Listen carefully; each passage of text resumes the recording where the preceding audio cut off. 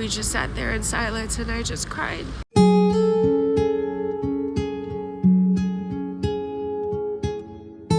Yeah, sometimes you just need to give things a good cry. You don't need to talk, you don't need to say anything. You just need somebody to be there and say it's okay to cry. So, those tears were quite healing.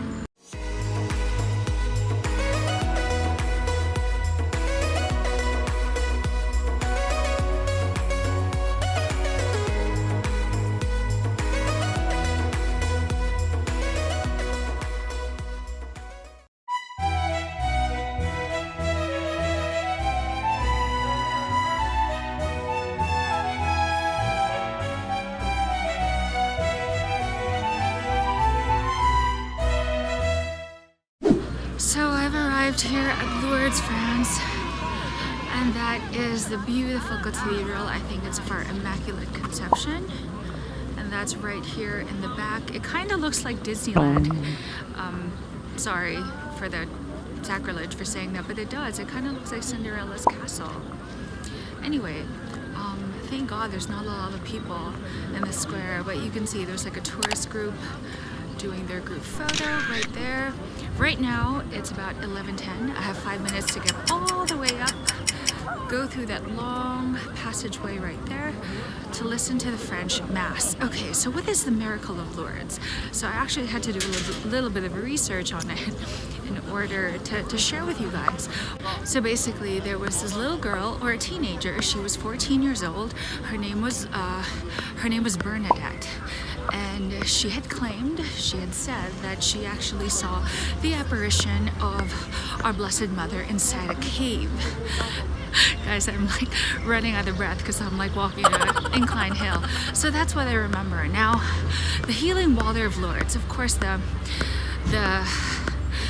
Vatican or the church doesn't really like encourage it, because it's not like they're saying, oh, take this and it will heal you. However, of course, the faith of the people who have claimed that the water that comes from here, you can drink it, you can bathe in it.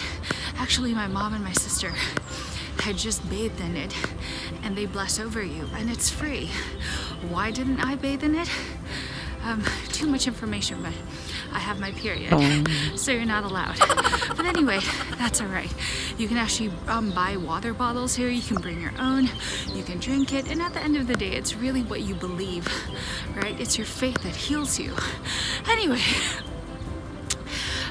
since the I can't remember what year, but about 68 people have experienced the miracles from Our Lady of Lourdes, Lady of Lourdes. And that's why there's so many pilgrimages that come all the way here from everywhere in the world to hopefully be healed of their disease, or not even really a physical ailment, but sometimes it could be a broken heart from sadness or whatnot. It's 6 degrees, and I would rather this than hot. Okay, we finally reached to the slightly top. There she is.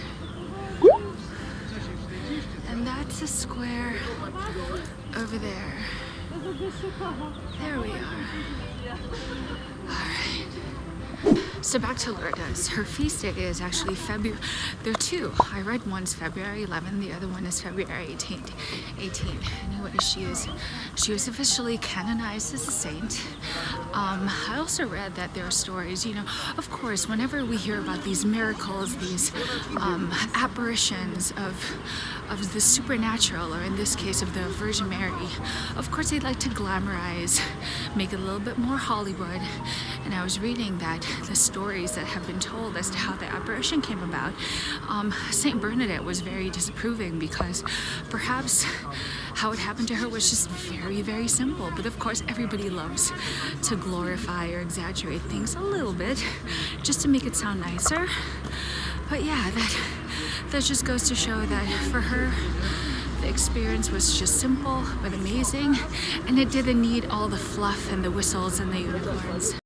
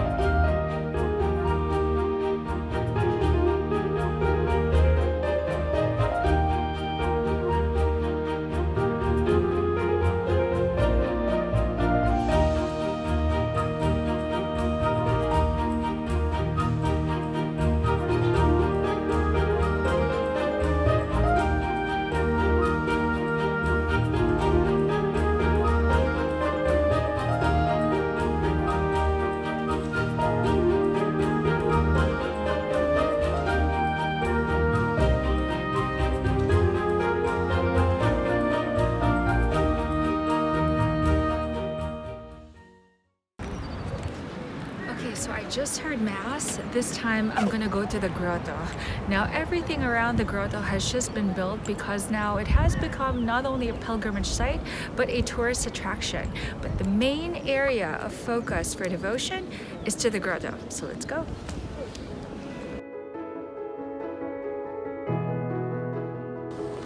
Come to think of it, there are already, I think, 3 places I've been to where there have been apparitions by our Blessed Virgin. So there's one here in Lourdes in France. Another one was in Fatima in Portugal. And the other one was in Sarajevo in Our Lady of Medjugorje. Wow.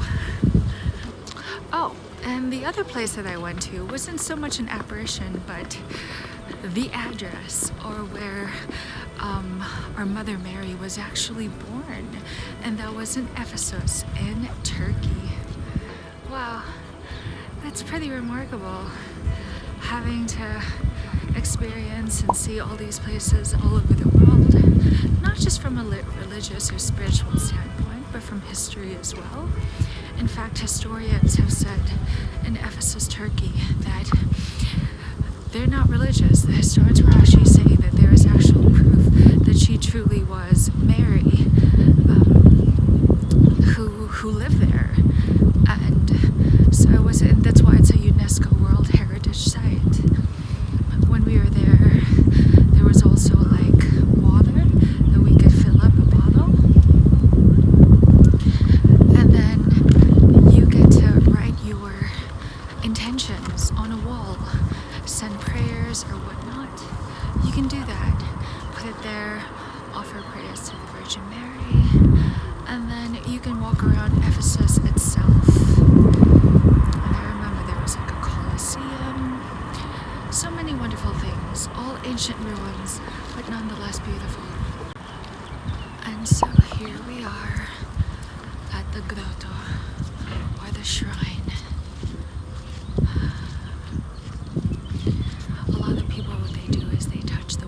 And you can see that it's a bit wet, and this is like the holy water that they can drink from, bathe in, and of course pray.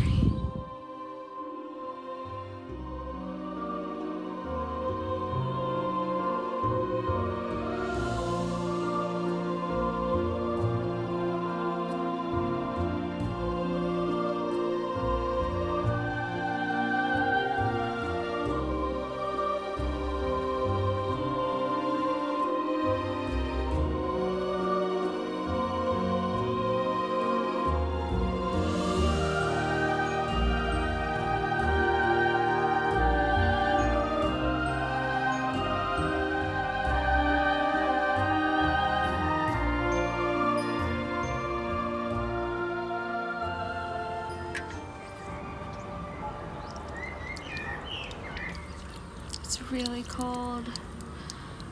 I like to put mine on my throat.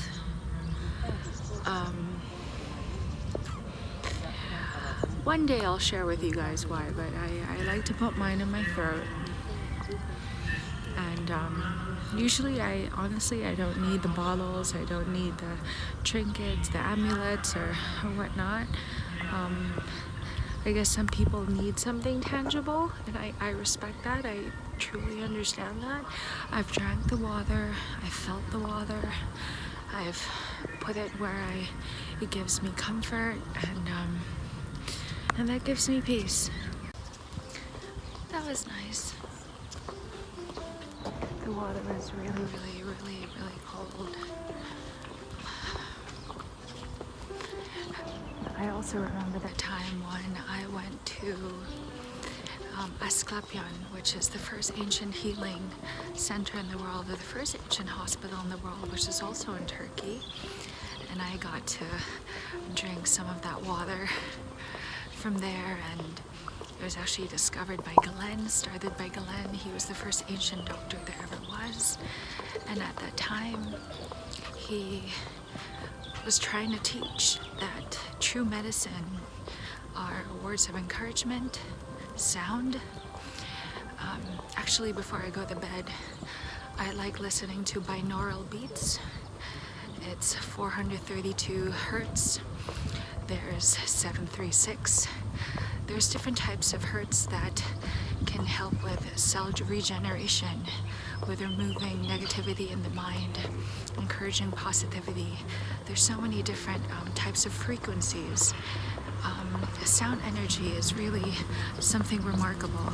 Unfortunately, they don't like to teach these things in school because, well, natural medicine, there'll be no business for medicine anymore, right? But anyway, just this water over here, it's not medicine, it's not chemical, it's your faith, and it's all natural. And I support that. I completely do. We have nothing to lose, and water is the essence of life. Okay, from water, we move to fire, at least a flame. Right across the grotto, you can offer up some candles, buy a candle, do some offerings, some prayers. Let's do that for my family.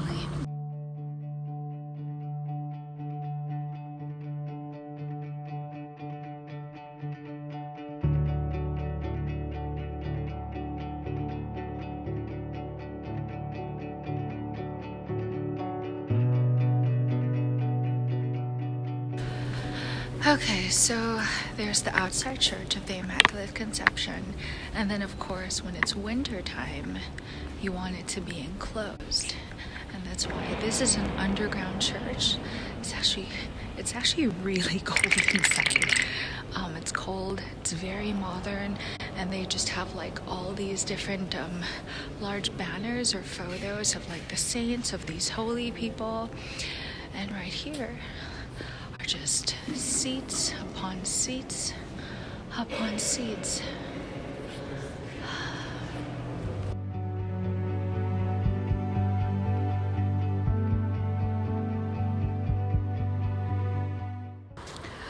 So I was talking about taking a bath, or rather getting dipped in the water. So my mom and my sister actually got to experience it. And my mom, I don't know if it was that trip or another time, and it was totally unlike what it is today. In the past, it was super casual, and now there's a system, it's very structured. So anyway, what happens is you go inside like this room, and then there's the men are separated from the women, and there's like each cubicle, and each cubicle that is covered with a curtain can house or sit about 8 people maximum. And what they do is you take off your clothes, and then you hang it on the hanger, and then you're gonna dip yourself inside like a bit of a tub. It's like a tub or a semi-pool, and you go into the water, and then there are 2 people who are going to assist you to basically get into the tub, and then essentially they're going to bless you, and then you come out of the water. Apparently the waiting time is much longer than the actual bathing time. It takes about like a minute or so, the whole process, and then it takes about an hour if you're gonna be waiting, 30 minutes to an hour. And then at this time, especially during the winter, there's only like a quota, or like a count that they do, because it's only in the summer that they have it more frequently. Anyway, after they do your bath, you get up, and so the obvious thing to do is to wipe yourself, because you're wet, and you're gonna be wearing your clothes again. And the girl specifically told my mom, no, don't wipe yourself. And I guess because it is holy, blessed water. And my mom was about to put on her socks, and she's even thinking, but my feet are wet. That's how you get like athlete's foot, fungi, and all these things. And true enough, she wore her socks. She was just about to step out of the room, and her feet were dry. Their whole body was dry. Amazing. It's so cool that right beside our hotel is a Filipino restaurant. And I think in all the years that we've been traveling since we were kids, this is the very first time that we are actually eating in a Filipino restaurant. And it does make sense. Anywhere where there's a church, where there's like a Catholic community, you will find Filipinos there. They all congregate there. And so here we are, missing the flavors of home.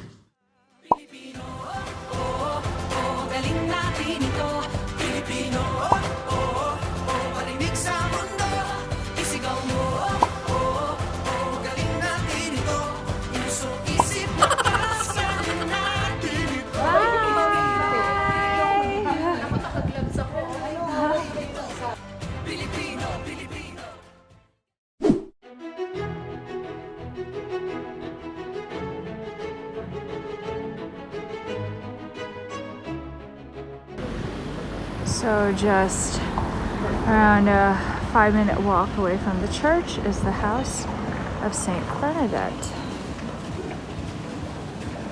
Alright, so it says Maison Paternelle de Bernadette. God, I hope I said that right. I'm guessing it's the house of the parents of Saint Bernadette. I remember coming here when I was younger, but you know when you're young, everything always looks so much bigger.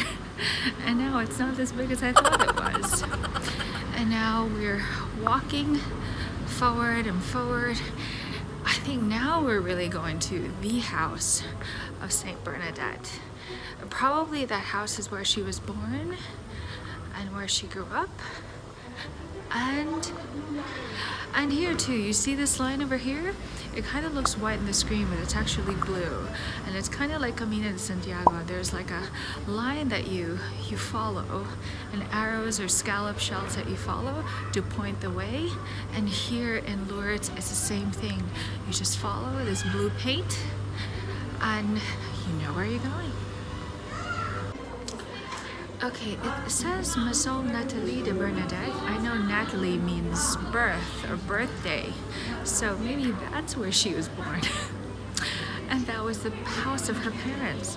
Natalie, I know, is Latin for birth or birthday. Alright, so this is the house where Saint Bernadette was born, and she lived here until she was about 10 years old. Now I was reading here, it says that her parents were actually poor, they faced poverty, so they always had to transfer house, like quite frequently, in order to pay the rent. And then inside the house you'll see there's like a bedroom, and then there's like a fireplace, and then they also show like a kitchen. And it's actually nice because there are a lot of nuns that are going on tour as well, so it's actually quite cliche, but a nice lovely cliche to see them going on tour to Saint Bernadette's house.